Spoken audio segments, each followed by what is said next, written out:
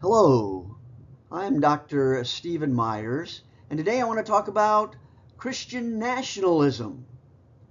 Christian nationalists believe that the United States was founded by Christians and for Christians. And we want to know, do you agree or disagree? And we want to look at this here. Was the United States founded by Christians? So we want to look at the founding fathers today and see what their religious beliefs were. Here's a chart made by ChatGPT, and it's so small here. I think I'm going to need my glasses here to look at it.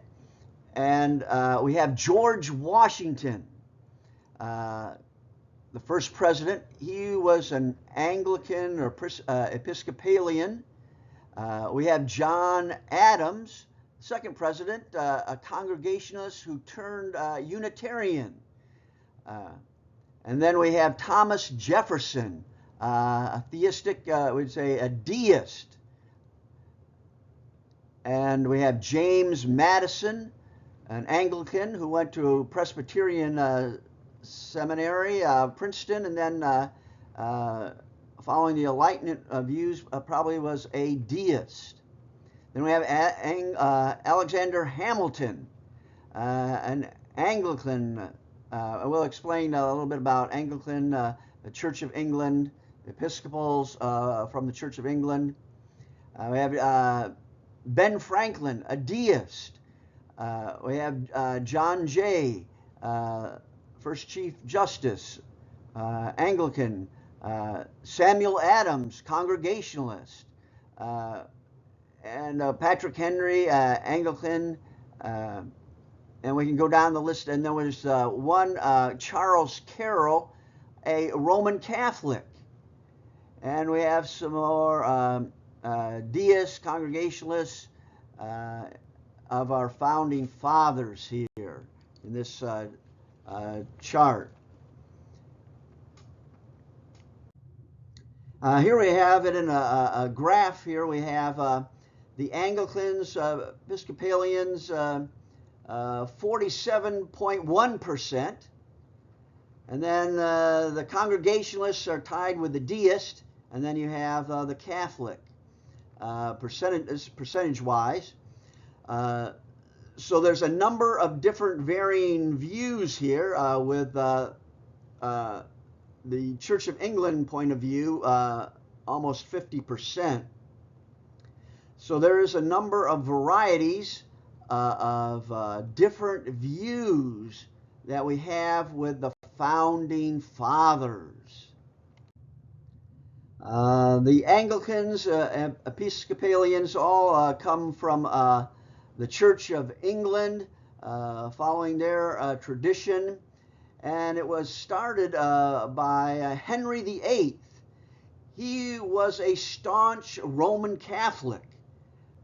And then he wanted to get a divorce from his wife and marry Anne Boleyn. And the Pope would not grant him this divorce.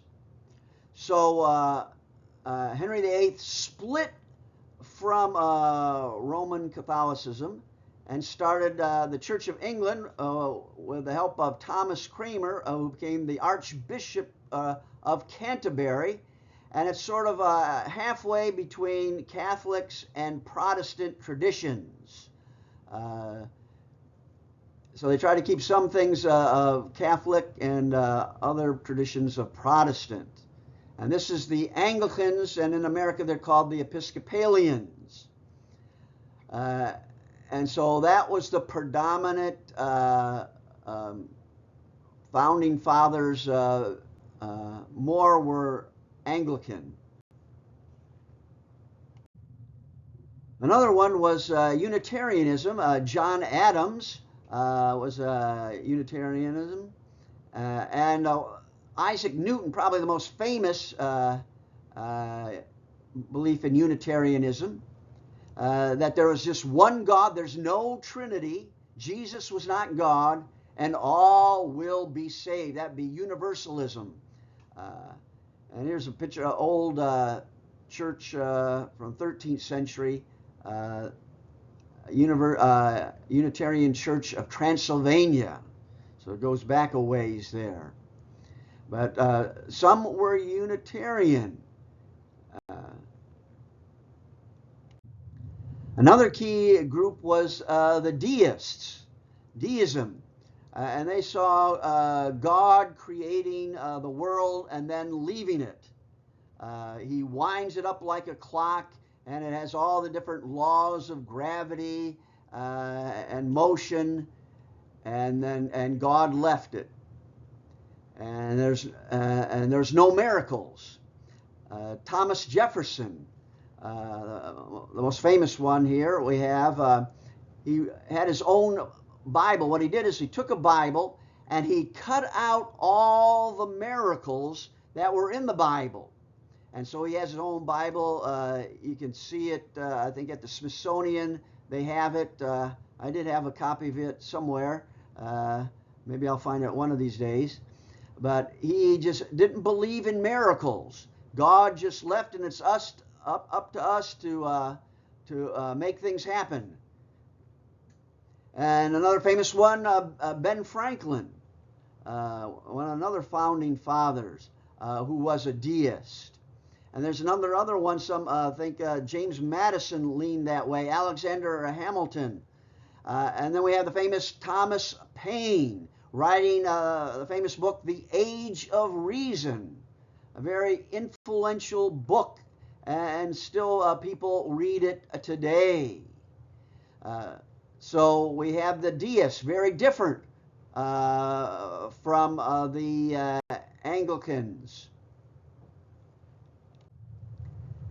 Then we have Roman Catholics. The state of Maryland was originally set up as a haven for Roman Catholics to come from England to the United States. And it was a Catholic haven. And we have George Calvert there, called Lord Baltimore. Made King James I. He's the one that we have the King James Bible that he initiated. And he gave Calvert a charter, which is now the state of Maryland, because of his service to King James. And then we have Charles Carroll, who signed the Declaration of Independence. He was one of the wealthiest and most formally educated person in America. He served as a Jesuit for 17 years, educated in France, and spoke 5 languages fluently. And there, in Maryland, they're set up for the Catholics. Here again, we look at the chart of the founding fathers. We've got the Anglicans, Episcopalians from the Church of England, almost 50%. Then you got the Congregationalists, they put in Unitarianism there, and the deists, Catholic. You have all these different beliefs in the founding fathers. If we look at the different Protestant denominations today, it's quite different. The largest is the Southern Baptists, and then you have the United Methodists, Evangelical Lutheran. None of these were big at the time of 1776 of the Declaration of Independence. So it was a big change. You did have Roger Williams there in Rhode Island, just starting out. But today, evangelical Christianity was not what the founding fathers believed in. That comes later on. You have all these different beliefs, and today none of them are prominent that they had in 1776 and before. Here's another chart. We have of today here, 2000, this would be 2025, this was made. The evangelical Protestants make up almost a quarter. Then you have mainline Protestants, 11%. Then you have the historic black Protestants. Then you have some other Protestants. You have Catholics at almost as much as evangelicals. And then the unaffiliated, no religion. Surprise is more than all of these here, the way it's laid out. And then you have the other religions. So it seems to be almost becoming more irreligious today than the founding fathers.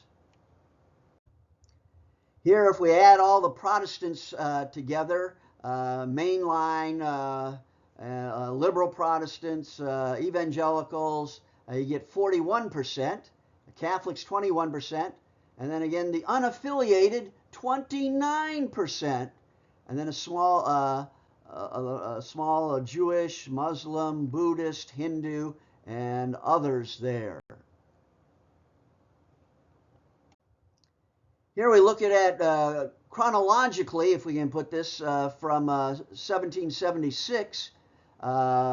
There was belief in God, at least we can say.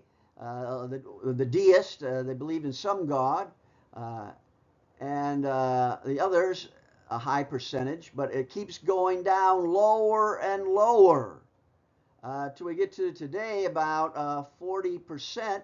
And notice the unaffiliated is going way up at the end here.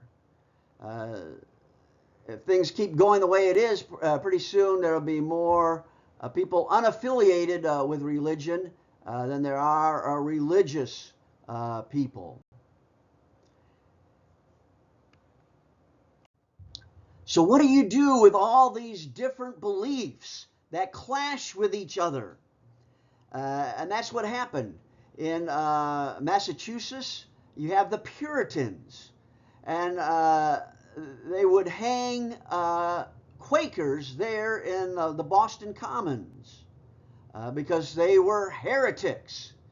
Roger Williams came there to help out, and they didn't like his beliefs, and so he had to flee, or else he would be executed. And he went to Rhode Island area now today, and got a charter, and he promoted religious toleration. And a number of these other ones, the different colonies, had their own beliefs, and if you didn't believe that way, you could be executed. As you see in Boston there. You have the Catholics in Maryland. You have the Quakers in Pennsylvania, which were tolerant. In New York, one of the governors, he wanted to cause trouble for the Dutch Reform that were there, because he wanted to have the Church of England as the primary religion, and the Dutch reformers didn't want that. And so you have all this discord of all these different religious beliefs, and they didn't get along. And so what the solution was, the separation of church and state, which was promoted mainly by Roger Williams and Thomas Jefferson, that you needed to separate the church from the state, or you're going to have all these sorts of problems if you didn't believe this certain way. And there's a book, America's Great Idea, The Separation of Church and State, by Randall Balmer.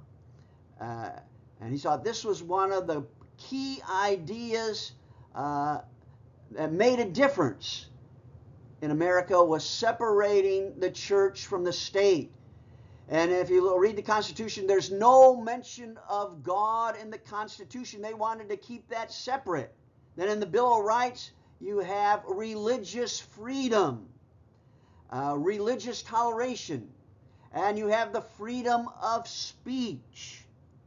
And I think this is what makes America great, this separation, or else we'd have all this fighting among the different religious groups of who would be in power, and theirs would be the one you would follow, or you might get executed or excommunicated, or you have to flee from there. And so I think this is one of the greatest ideas, the separation of church and state, which goes exactly against what Christian nationalism is about. They want to take over and become a Christian nation and follow the Christian rules. The problem is who's going to be the ruler, or what are you going to follow? If the Baptists get in there, everyone must be immersed to maybe rule in the government. Or if you're Pentecostal, if you don't speak in tongues, you can't be part of the government. Or if you're Catholic, you need to be a Catholic to be part of the government. And so I think this was a brilliant idea to have the separation of church and state. And it has worked for the United States in an amazing way. Where others in Europe, they still have a church and state together. Well, we come to the end here. Christian nationalism. It goes against the Constitution of the United States, where church and state are separated. Yet they think because there was some Christians that founded it, but they weren't all Christians. As we looked at, saying there's a number of different beliefs. And they didn't get along. And so the Constitution wisely separated the church from the state and made it different from the European nations, which had church and state united together. Well, do you agree or do you disagree? Should we have Christian nationalism? Well, I think everyone can vote for who they want to. If you want a Christian as a president, or your state representative, congressman, senator, you can vote for that. And each one has a vote, and that's great that we can do that as a nation. But for Christians to take over and say this is the way it is, we'll have many problems. And then the next video that I'm going to do, I'm going to go into details of what happened when there was church and state were united back before the Constitution. And thank you very much. You don't forget to subscribe, ring the bell, give us your opinion, agree or disagree. My writings are on academia.edu. Thank you.